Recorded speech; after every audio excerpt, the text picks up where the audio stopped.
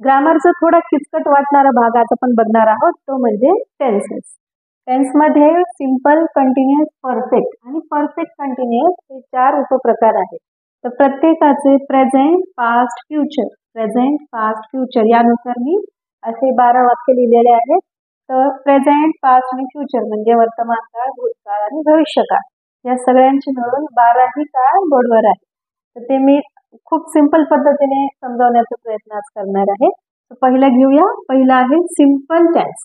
Simple tense त्याच्या नावाप्रमाणेच त्याला लक्षात ठेवण्याचा प्रयत्न करायचा. सिंपल म्हणजे त्याच्यामध्ये हेल्पिंग वर्ब नाही घ्यायचं, आपल्याला ING वगैरे प्रत्यय लावायचा नाहीये. तो ते एकदम साध्या प्रकारचे वाक्य आहे, म्हणून त्याच्या नावानुसार आपण त्याला लक्षात ठेवण्याचा प्रयत्न करू. आय नंतर ऍम, हॅव असं काही नाहीये. आय नंतर लगेचच आपल्याला दिसतंय क्रियापद. म्हणजे काय?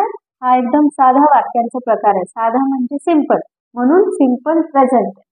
पहिलं वाक्य आहे प्रेझेंट टेन्सचं, म्हणून सिंपल प्रेझेंट टेन्स. वाक्य वाचूया. आय राईट, मी लिहितो किंवा मी लिहिते. आता हा पण यूज कधी करणार? ज्या गोष्टी नियमितपणे, ज्या क्रिया, ज्या घटना नियमितपणे घडतात तेव्हा आपल्याला हा काळ वापरायचा आहे, सिंपल प्रेझेंट टेन्स. जसं की I teach, I go to school, he goes to office. ह्या काळामध्ये जेव्हा तृतीय पुरुष एकवचनी येतात तेव्हा आपल्याला क्रियापदासोबत एस किंवा ES वापरायचा आहे. याचा एक सेपरेट व्हिडिओ आपण बनवणारच आहोत, पण आज आपण थोडक्यात सगळ्यांची माहिती घेऊया. तर पहिला आहे सिंपल प्रेझेंट टेन्स. क्रियापदानंतर V1 यूज होतो. क्रियापदानंतर आपल्याला यूज करायचं कर्त्यानंतर आपल्याला घ्यायचं क्रियापदाचं पहिलं रूप. कर्त्यानंतर क्रियापदाचं पहिलं रूप आपल्याला यूज करायचं, जसं की V1. त्याला आपण V1 किंवा फर्स्ट फॉर्म किंवा बेस्ट फॉर्म ऑफ वर्ब म्हणतो. त्याचा मराठी अर्थ आहे मी लिहितो.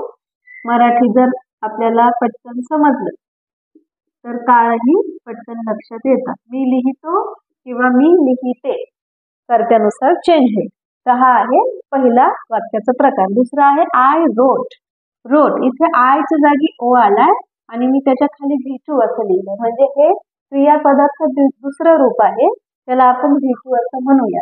तर हा आहे पास्ट टेन्स, म्हणून आपण याला म्हणूया सिंपल पास्ट टेन्स. जेव्हा राईटचं रोट झालं म्हणजे राईटचं पास्ट टेन्स आपण इथे यूज केला V2, म्हणून हा आहे सिंपल पास्ट टेन्स.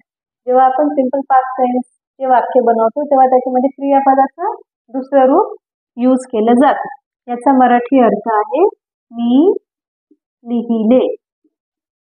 मी लिहिले म्हणजे ती ऍक्शन संपली आहे. ही जी ऍक्शन आहे पहिली ती सारखी सारखी घडत राहते, नियमितपणे घडते, आणि दुसऱ्या प्रकारचं जे वाक्य आहे ती ऍक्शन एकदाच घडलेली असते. तर हा आहे सिंपल पास्ट टेन्स. पुढे आहे आय विल राईट. राईट हा शब्द सुरुवातीला पण पाहिला आपण पहिल्या वाक्यामध्ये. V1च आहे हे पण हे यूज केलं जातं विल सोबत. हा आहे simple future tense. Simple future tense. Will दोनदा यूज होतं टेन्सेस मध्ये. V1 आणि V2 यूज होतं फक्त पहिल्या वाक्याच्या प्रकारामध्ये, म्हणजे सिंपल टेन्सेस मध्ये V1 आणि V2 यूज केलं जातं. तर इथे परत एकदा V1 यूज होतं विल सोबत. याचा मराठी अर्थ आहे मी लिहीन किंवा मी लिहीन. ओके.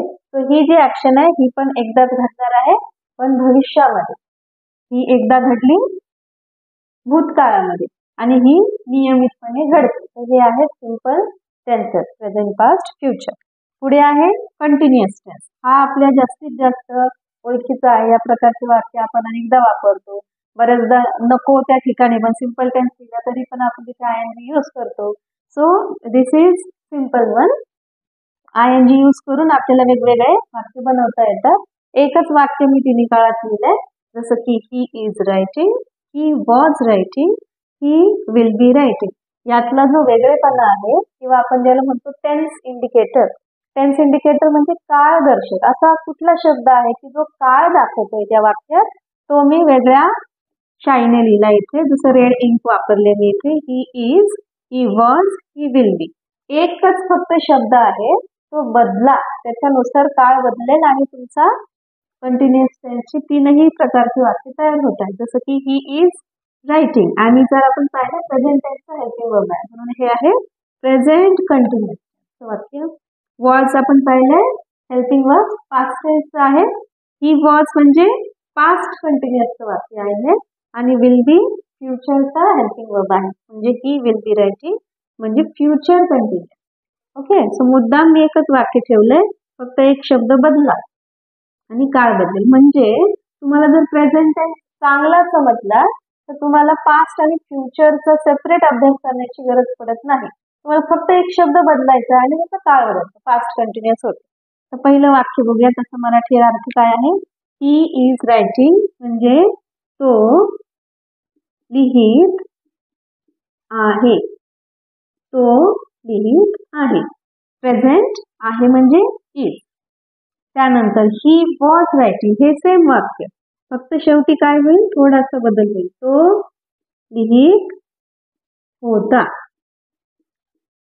वॉज होता, तो लिहित होता.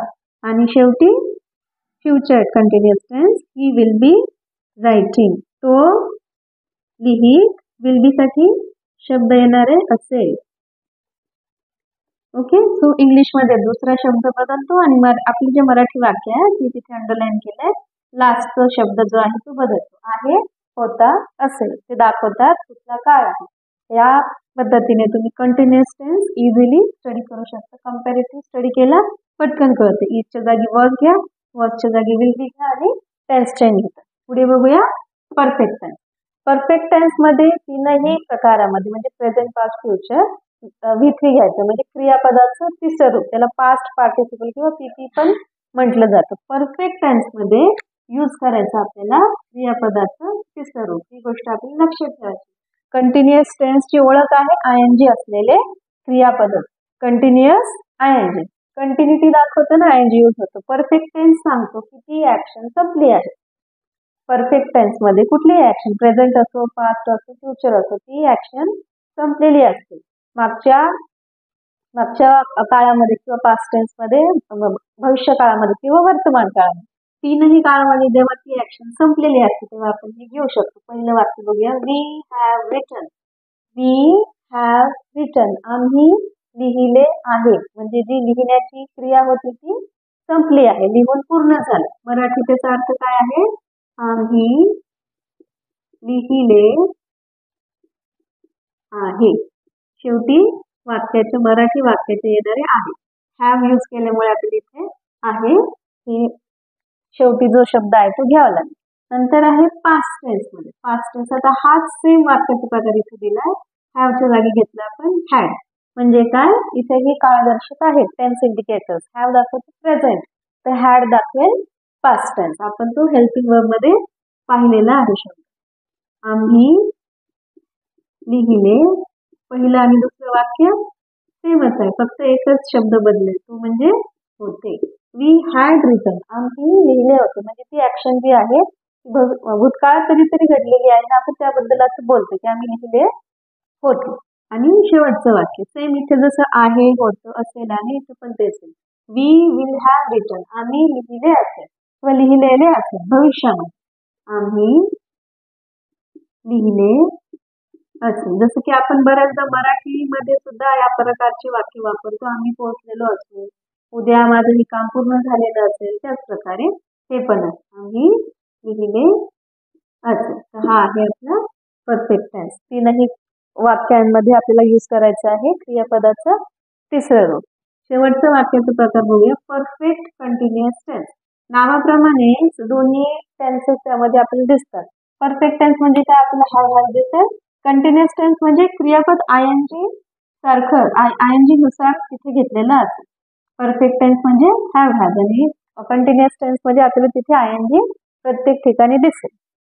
आता ह्या प्रकारचे वाक्य काय सांगतात, हे सांगतात की ती जी ऍक्शन आहे, ती जी क्रिया चालू आहे ती खूप काळापासून आहे. हा या वाक्याचा यूज आहे. जसं की दे हॅव बीन रायटिंग, ते लिहित आलेले आहे. ती जी लिहिण्याची एक क्रिया आहे ती अनेक दिवसांपासून किंवा अनेक तासांपासून किंवा खूप काळापासून चालू आहे. तर हे टेन्सेस सांगतात की ही जी ऍक्शन आहे ती अनेक वेळापासून चालू आहे. सो त्याची मराठी अर्थ बघूया.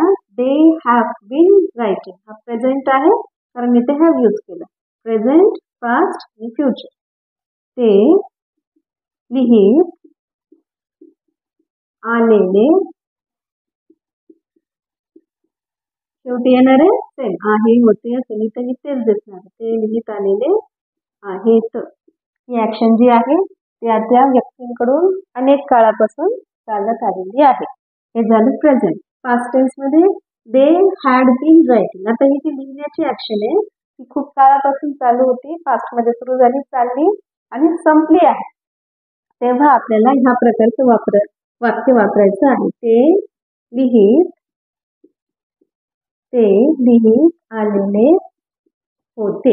आहेच्या जागी फक्त होते घेणार. बऱ्याचदा हा काळ समजायला थोडासा वेळ लागतो, कारण हा जो मराठी वाक्याचा प्रकार आहे, लिहित आलेले आहे, तो हे काम अनेक दिवसापासून करत आलेला, हे आपण बऱ्याचदा मराठीतच वापरत नाही, त्यामुळे हे समजायला थोडंसं डिफिकल्ट जातं, याला प्रॅक्टिसही जास्त लागते. पास्ट टेन्स आहे दे हॅड बीन रायटिंग, ते लिहित आलेले होते.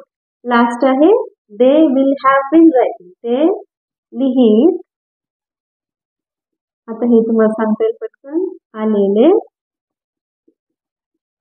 असतील. म्हणजे ही जी ऍक्शन आहे ही पास्ट मध्ये कधीतरी सुरू झाली, आता पण चालू आहे प्रेझेंट मध्ये आणि भविष्यात पण चालूच राहील. ह्या पद्धतीने आपण जर कंपॅरेटिव्ह स्टडी केला तर पटकन कळतात.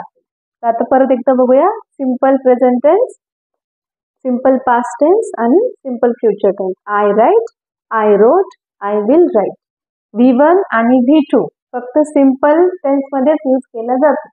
नंतर आहे कंटिन्युअस टेन्स. कंटिन्युअस टेन्सची ओळख आहे की प्रत्येक ठिकाणी आपल्याला ING बघायला मिळतो, म्हणजेच कंटिन्युअस.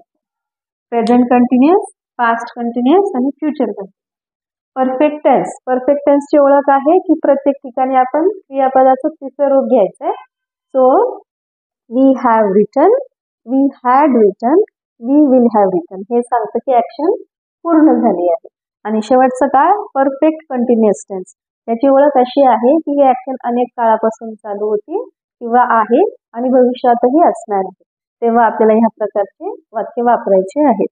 जसं की they have been writing, they had been writing, इथे ऍक्शन चालू होती ती संपली आहे काही काळानंतर. They will have been writing, आणि ती जी ऍक्शन आहे ती भविष्यातही चालूच राहील. ओके, या प्रकारे आपल्याला सहजतेने टेन्सेसचा अभ्यास करता येईल. I hope you understood. या व्यतिरिक्त अजून तुम्हाला काही शंका असतील तर नक्कीच तुम्ही विचारू शकता. कमेंट बॉक्समध्ये नक्की कमेंट करा. भेटूया पुढच्या व्हिडिओमध्ये.